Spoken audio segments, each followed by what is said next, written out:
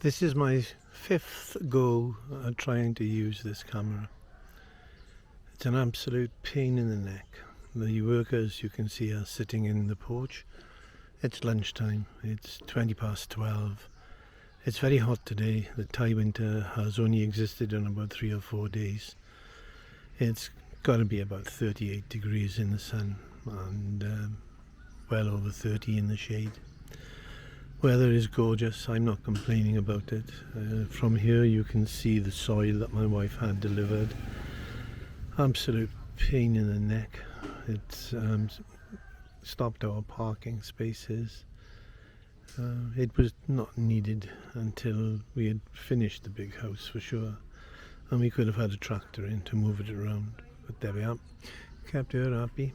But we'll just go now and see the steps that collapsed when they were built.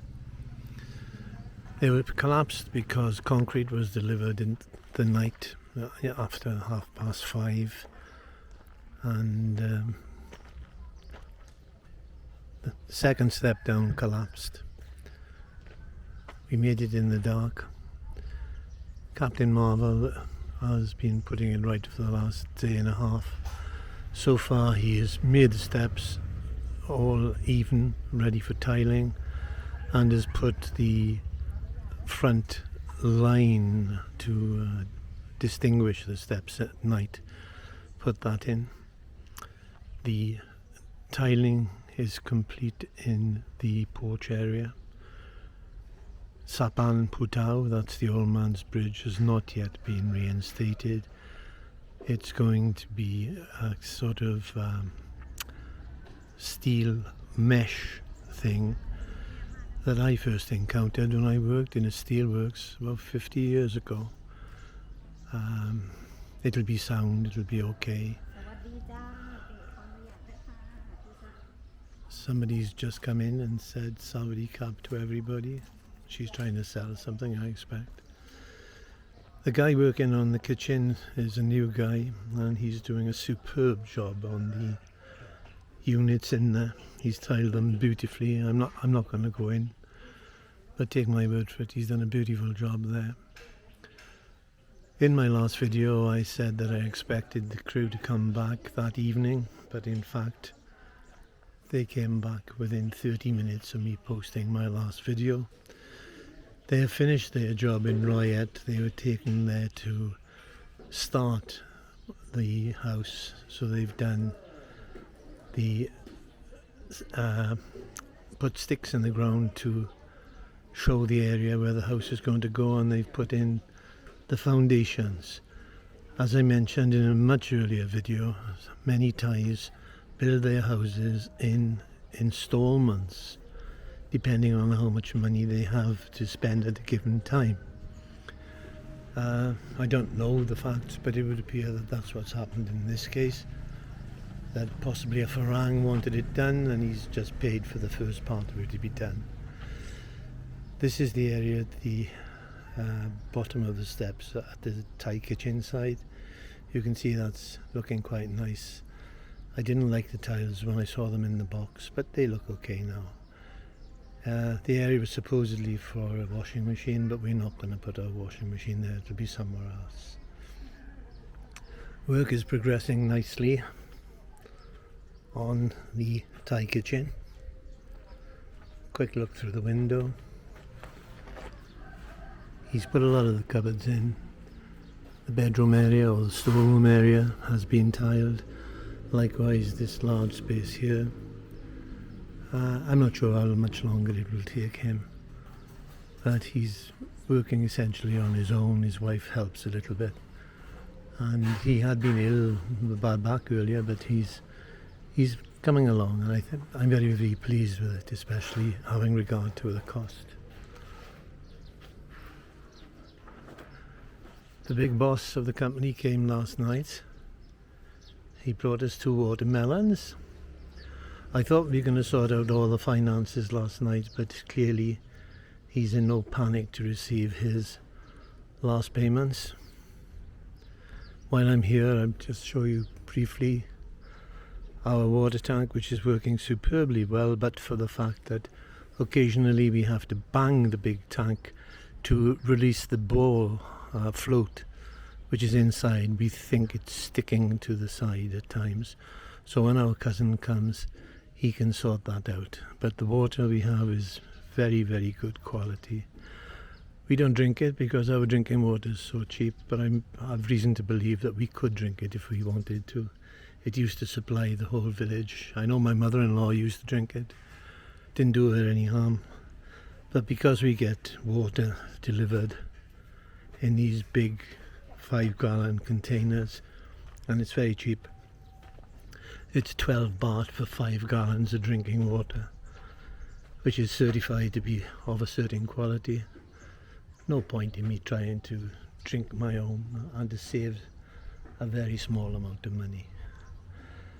The dispenser that we use for the water is one of the best things we've bought, because it enables us to have any amount of drinking water without taking up too much space in our fridges and not ending up with loads of plastic bottles. Lots of things are going on at the same time. When the big boss came last night, he gave the impression, even though it doesn't look it, that this house would be completed by March the 3rd. That is 9 days' time. I'm told by the foreman of the crew here that the windows and doors take 1 day to put in. The man will come, measure them, go away, come back a couple of days later, bang them in.